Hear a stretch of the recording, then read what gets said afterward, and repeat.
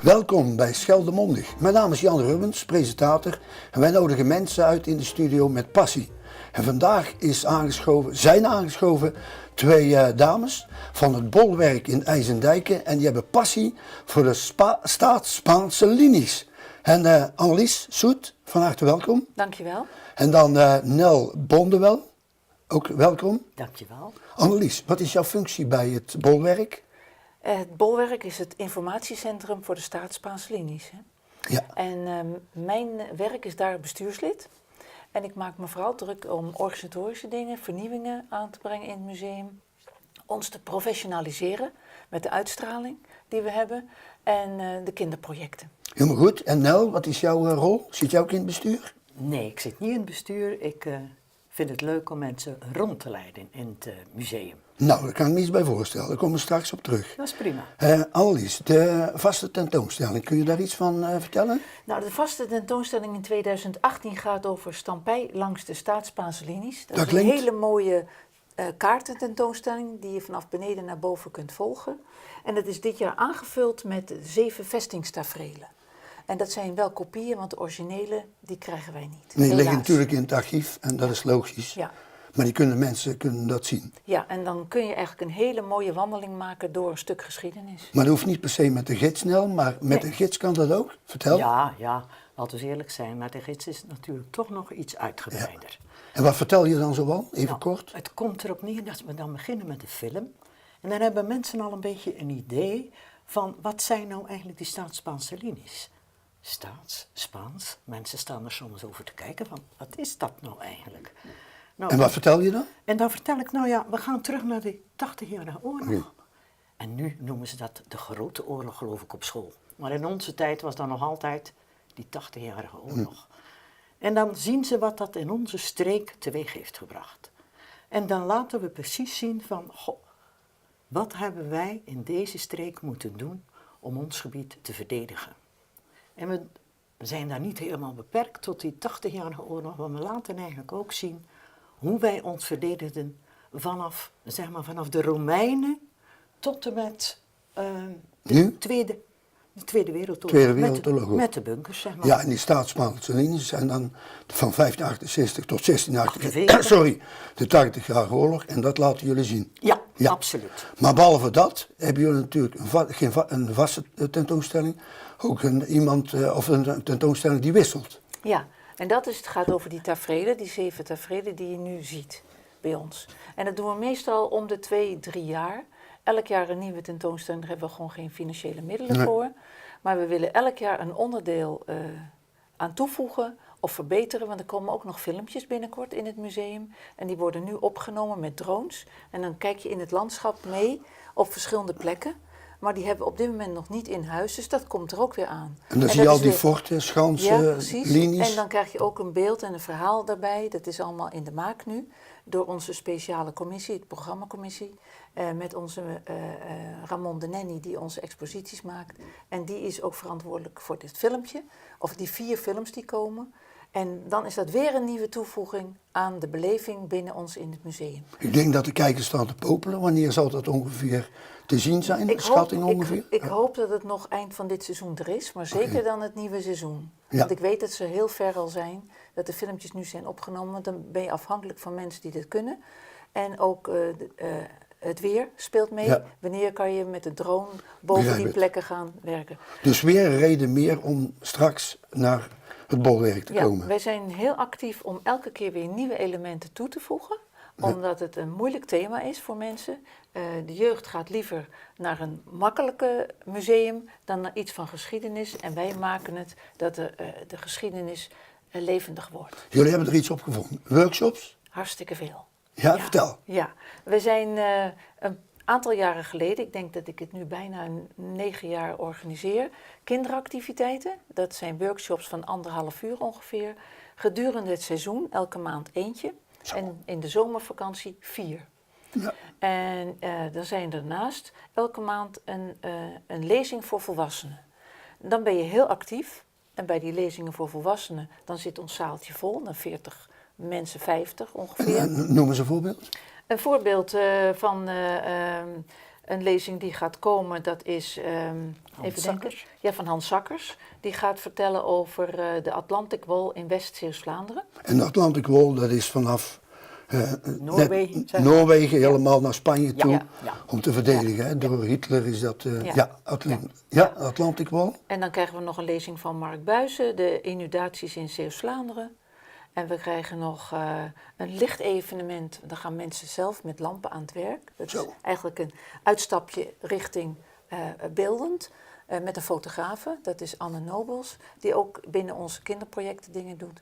En dan gaan we kijken of volwassenen met licht en fototocellen aan de slag kunnen gaan in onze tuin. Ik heb ook iets gelezen over bunkers.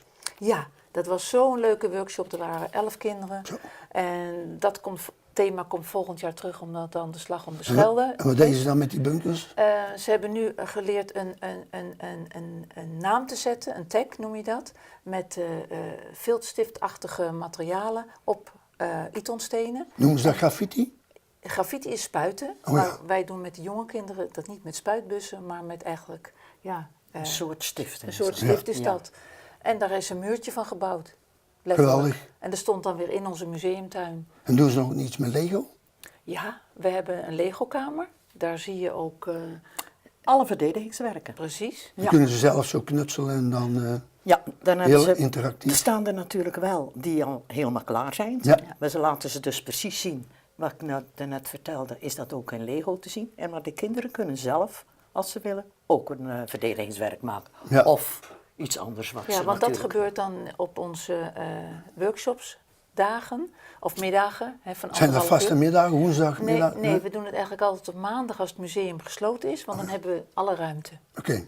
En als die kinderworkshop van Lego is, dan gaan ze ook in onze Lego-kamer, waar ze eerst een uitleg krijgen hoe die forten en linies tot stand zijn gekomen. Daarna gaan ze naar de andere ruimte waar onze lezingen gegeven worden, staan tafels en vol met steentjes. En aan het eind van de workshop hebben ze allemaal iets gebouwd. Daar maken we weer foto's van en dat zetten we weer op de website. We zetten het op Facebook. Ja. En zo hebben die kinderen een heerlijke middag. Ja, workshops, lezingen.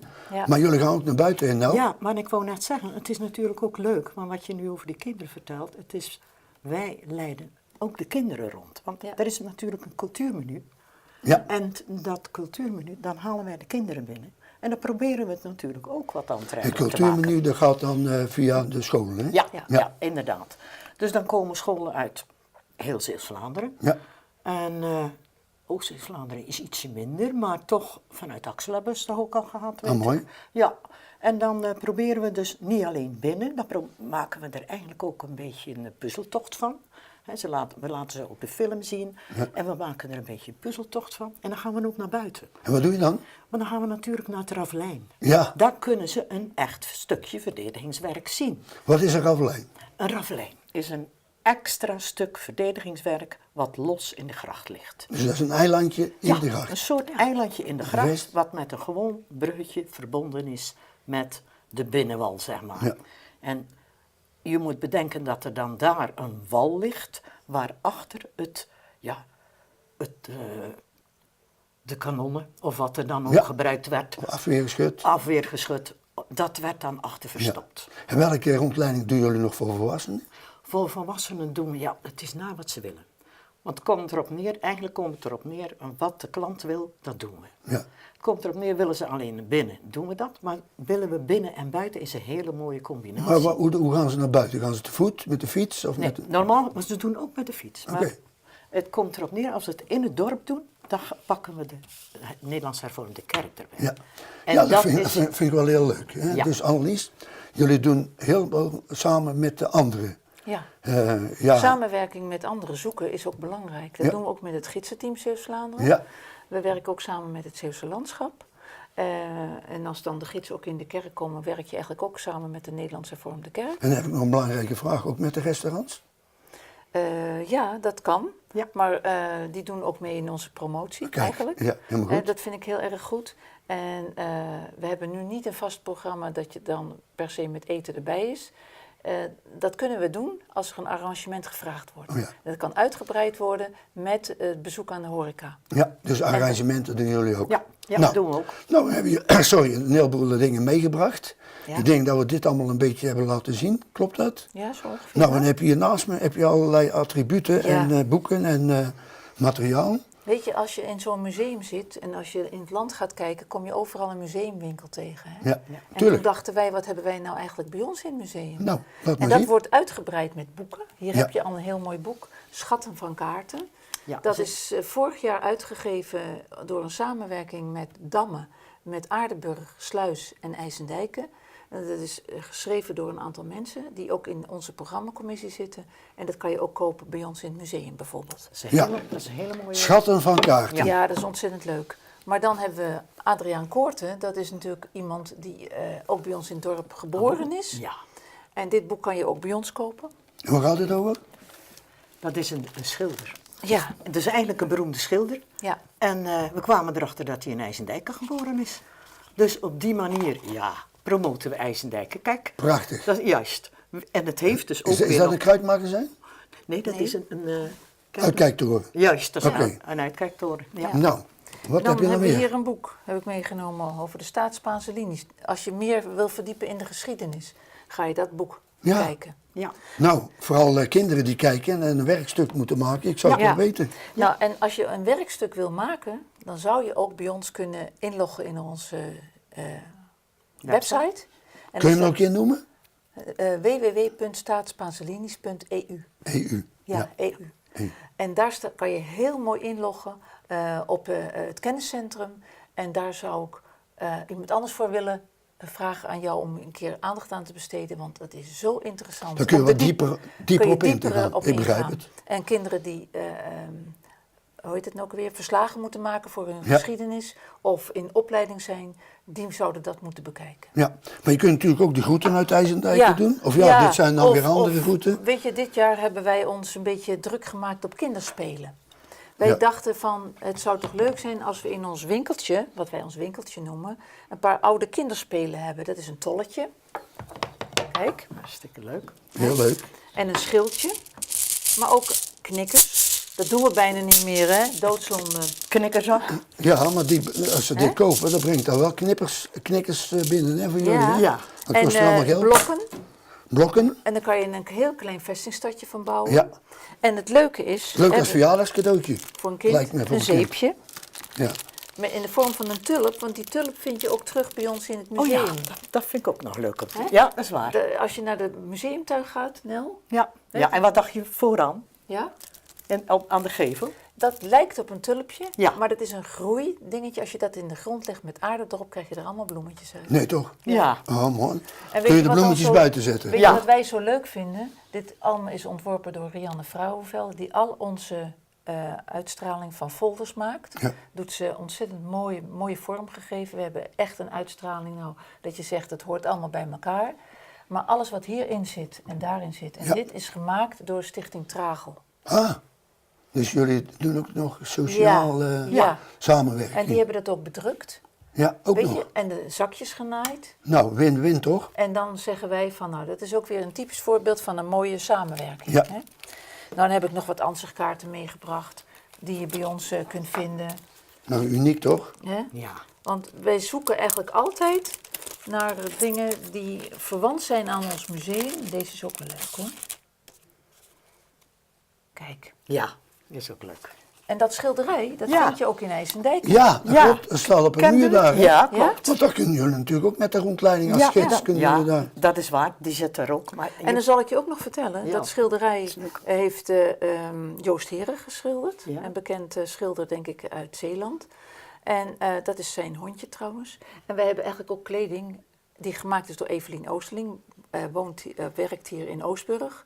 En die kleding die kan je bij ons ook aantrekken. Oké. En dan kan je bij wijze van spreken naar dat schilderij En dan? en daar Daar gaan foto's zitten en maken. foto's maken. Mooi. Nou, dan zullen we straks even nog een opnames maken van de kleding. Ja? En dan is het boek gesloten. En ik denk dat je nog een oproep hebt voor vrijwilligers. Want zo werkt dat toch? Ja, want we zijn een klein bestuur en we hebben nu al ongeveer bijna 20 vrijwilligers. We hebben 2 medewerkers die allebei 10 uur werken en voor de rest moeten we met vrijwilligers doen. Die assisteren ons bij onze lezingen en workshops. Er zijn er mensen bij die kunnen allemaal aangeven van wat je leuk vindt om te helpen. bij een lezing is dat ook koffie zetten en een glaasje schenken en stoelen weer recht Ja, zetten. hoort er allemaal bij. Dat hoort er allemaal bij. En de zondagmiddag openstelling. Helemaal goed. Nou, heb jij nog iets voor de Nee, ik kijkers? zit te denken, het is natuurlijk buiten ook hartstikke leuk. Want Ja. ik zat daar aan te denken, maar ja, ik denk, ik hoef het niet allemaal te vertellen. Ik hoop dat de mensen enthousiast gemaakt zijn om gewoon naar IJsendijken te komen. Nou, ik denk dat... IJsendijk is gewoon een prachtig vestingstadje. Prachtig, hè? Ja. Ik zou je zeggen, ik was heel verbaasd, maar ik kreeg een boekje van zoveel mooie plekjes in Zeeland. En wat stond er ook in? De markt IJzen- van IJsendijk. Echt waar? Ja, dat is schitterend, hè? Dus daar ben je hartstikke trots Nou, natuurlijk. ik hoop dat jullie genoten hebben. Ja? Beste kijkers, we gaan het hierbij afsluiten. Ik heb in ieder geval genoten van alle informatie die ik hier gekregen heb. Bedankt voor het kijken en Annelies, het was Dankjewel, geweldig. Jan. En tot de volgende keer. Hè? Ja, ik heb het beloofd, hè? Ja. Bij deze dan. Dankjewel. Nel, bedankt. Ook graag gedaan. En succes met alles wat jullie doen.